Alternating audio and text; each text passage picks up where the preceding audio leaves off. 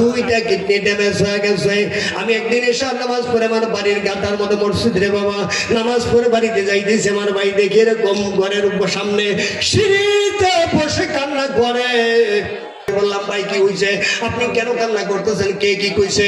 ওইটার বিচার আগে করুন, তারপরে ঘরে যাবো, তাড়াতাড়ি বলেন। এবার বলতেছেন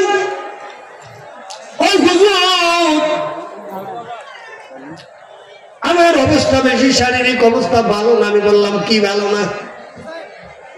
অনেক জায়গায় পরীক্ষা করছি, খালি কয় দুটা কিডনি আমার নষ্ট হয়ে গেছে। আমি কই আর লাগে কামতেছেন, কয় হার লাগে তো কামদি।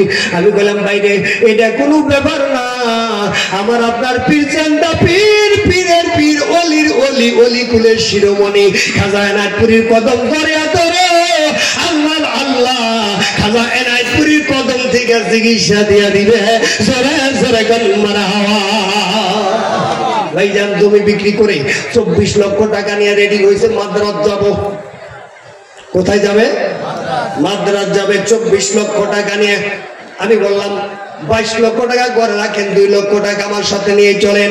2 লক্ষ টাকার সঙ্গে বলে দেই 2 লক্ষ টাকা এনায়েতপুরী কদম মোবারকে মাজার শরীফে নজরানা দিয়ে দরখাস্ত দিয়ে দিলাম। খাজা এনায়েতপুরী গো, তোমার একটা গোলাম নিয়ে আইছি, সারা বাংলা বিশ্ব করে তুমি খাজা হবা, খাজা হবা অ্যাডভার্টাইজ করি। আমি একজন না খান্দা পাপি হইতে পারি, তোমার কদমে আমার বাইরে নিয়ে আসি। তুমি কি পারো না আমার ভাইয়ের কিডনি 2টা ভালো করে দিতে? সুবহানাল্লাহ জোরে বলেন।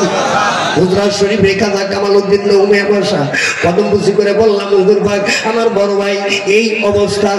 উনি একটু চক্ষু বন্ধ করে থেকে বললেন, এটা তো বড় মারাত্মক ঝামেলা, 2টা কিডনি নষ্ট, আপনার ভাই বাইসা রয়েছে এখনো কেমনে? দেখছেন 2টা কিডনি নষ্ট কেমনে কইরা বাঁচছে? একটা প্রেসক্রিপশন করলেন, হোমিও ওষুধ খাওয়া লাগবে।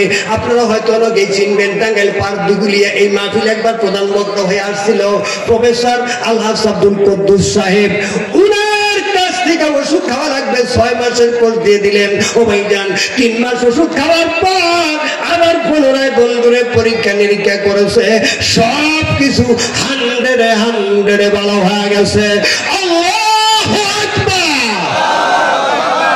খাজানাপুরীর কদমের উসিলায় আল্লাহর ওলি যারা, তারা কইতে আল্লাহর কাছে বলতে দেরি হয়, আল্লাহ সেটা করতে দেরি করে না।